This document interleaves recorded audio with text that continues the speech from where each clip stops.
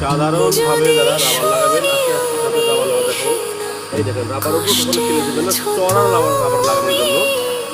ফিরে এসো আগের মতো, ভালোবাসবো।